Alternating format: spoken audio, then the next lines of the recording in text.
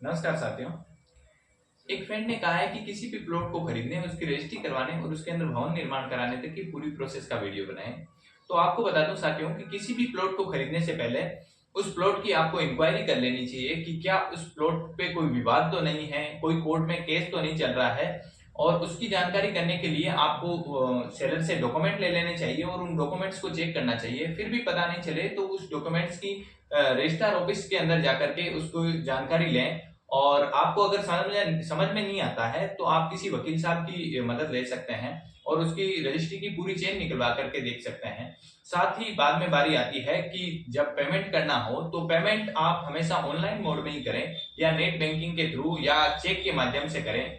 और अगर आप कैश पेमेंट करना चाहते हैं तो उसकी स्टाम्प पे लिखापढ़ी करा लें ताकि आगे अगर कोई विवाद उत्पन्न हो तो वो स्टाम्प आपके काम आ सके।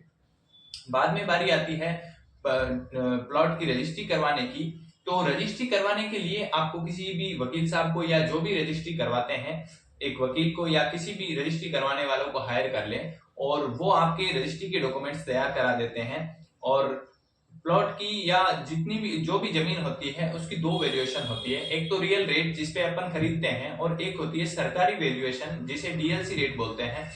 डीएलसी रेट अमूमन जो रियल रेट होती है उससे कम ही होती है और ज्यादातर लोग उसी रेट के आधार पे प्लॉट का रजिस्ट्री करवाते हैं क्योंकि डीएलसी रेट कम होती है और कम रेट के कारण स्टाम्प ड्यूटी भी कम लगती है और स्टाम्प ड्यूटी कम लगने से रजिस्ट्री का खर्च कम होता है।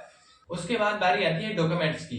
तो आपको बता दूं कि रजिस्ट्री करवाने के लिए बायर का आईडी प्रूफ और उसके 2 फोटो, सेलर का आईडी प्रूफ और उसके 2 फोटो, साथ ही 2 गवाह और उनके आईडी प्रूफ और फोटो चाहिए होते हैं। इसी के साथ प्लॉट का मैप चाहिए होता है और प्लॉट की फोटो चाहिए होती है। ये डॉक्यूमेंट्स चाहिए होते हैं। उसके बाद आप रजिस्ट्री का एक डे फिक्स कर लें और उस दिन आप सभी रजिस्ट्रार ऑफिस, बायर, सेलर और गवाह अपने वकील साहब या जो भी हैं आपके रजिस्ट्री करवाने वाले उनके साथ जाएं। सबसे पहले फर्स्ट काउंटर पे जो अधिकारी होंगे वो आपसे पूछेंगे, बायर से पूछेंगे क्या आपने प्लॉट खरीदा है, सेलर से पूछेंगे क्या आपने प्लॉट बेचा है, क्या आपका पेमेंट हो चुका है, गवाहों से पूछेंगे कि क्या आप इनकी गवाही दे रहे हैं। उसके बाद सेकंड काउंटर पे जाना होता है जहां आपका आई वेरिफिकेशन और फिंगरप्रिंट लिया जाता है, साथ ही साइन करवाए जाते हैं और उसके 2 या 3 दिन बाद में आपको आपकी रजिस्ट्री लौटा दी जाती है।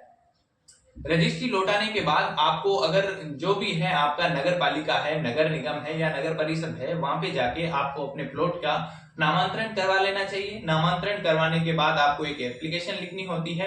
एप्लीकेशन के साथ ही एक शपथ पत्र और अपने प्लॉट का मैप देना होता है जिसके अंदर आपको लिखना होता है कि जो भी फॉर्मेट है उसी के आधार पे लिख करके कि मैं मेरे प्लॉट का भवन निर्माण के लिए स्वीकृति चाहता हूं। और जैसे ही आपको बाद में स्वीकृति दे दी जाती है तो उसके बाद आप प्लॉट के अंदर मकान बना सकते हैं।